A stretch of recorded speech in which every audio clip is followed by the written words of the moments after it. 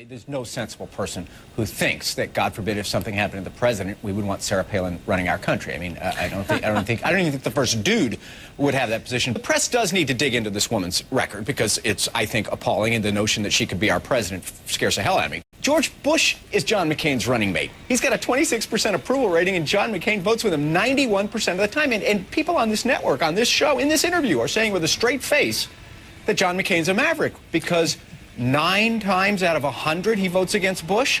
I mean, you know, sports reporters, I think, are a little less gullible than political reporters. If a baseball player bats righty 91% of the time, we don't describe him as a left-handed hitter. But you support gay rights. She doesn't. You support abortion rights. Not gay marriage. But you support that gay partners should be able to visit each other in the hospital. But she doesn't go that far. And in fact, Governor Palin's office has requested a large number in earmarks, $197 million in earmarks for fiscal year 2009. Earmarks from the federal government. Yes. Earmarks are pork barrel spending, really, where there are specific funding requests that go to specific projects, usually in home districts of members of Congress or in states. And in fact, John McCain, with regard to some of these specific requests, called them earmarks. This September 3rd LA Times says McCain criticized at least 3 earmarks that Palin requested when she was mayor of the town of Wasilla. So, we also talked about the bridge to nowhere. And again, this is not critical. This is just, a fact check here. She was for the bridge to nowhere before she was against it. So I think, in fairness, you do have to go back and look at some of the arguments that they're making here and put them in the proper context. And now we turn our attention to the jet that Sarah Palin put up on eBay when she became Alaska's governor. Well, fasten your seatbelts. We've got parts of the story that she and John McCain are leaving out, and it could turn into a little bit of a bumpy ride. Pay her a bunch of money by selling the governor's jet. She said she put it on eBay. She told the story again in both of her campaign stops today. We got rid of a few things in the governor's office that I didn't believe our citizens should have to pay for. That luxury jet, it was over the top, so I put it on eBay.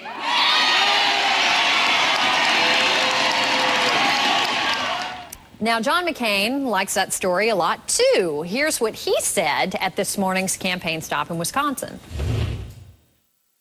You know what I enjoyed the most?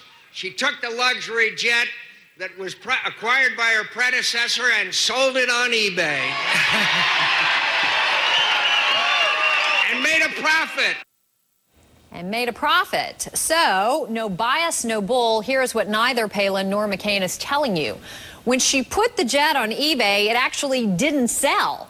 They finally sold the jet privately, but for less than the eBay asking price. CNN's Christine Romans has checked with both the broker who sold the jet and the Alaska businessman who bought it. According to them, the state bought the jet for $2.7 million. The state sold it for $2.1 million, but both the broker and the businessman say it was sold at a loss, not a profit, as John McCain said. So a bit of an exaggeration there. We want to go back to our panel on this. Bae Buchanan, Gloria Borger, and Paul Begala. Gloria, they're both touting the story about how she put the Alaska governor's plane on eBay. Didn't exactly happen that way. Great story. Yeah. It was a great story, but these kind of exaggerations, they don't work, do they? No, great story if true, as we say in our business, right? And look, she's got to expect this kind of scrutiny. Campbell, she's new on the national scene. This is a terrific story. She put it on eBay. It didn't sell. There wasn't a profit. But she is going to be put under a microscope, not only by the people who vetted her in for the vice presidential choice, but by the press. She's new on the national scene. She's a heartbeat away from the presidency if John McCain were to win.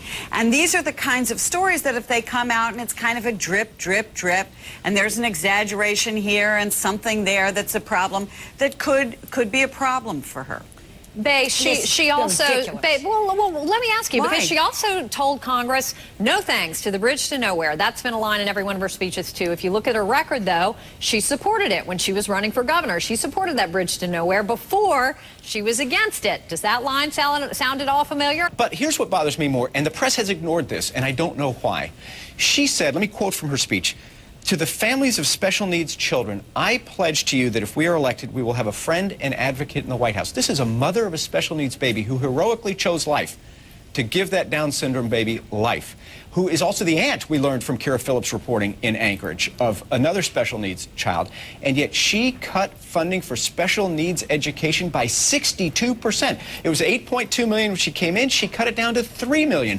Now, that's a real issue. There are lots of moms and dads who have chosen life and who love their special needs babies in Alaska who now are not going to get the help they need because Sarah Palin put politics first. I think that's a more legitimate fib to talk about from Sarah Palin's speech. All right. Well, I can't follow up with you because I'm not familiar with it, but it's something we'll look into.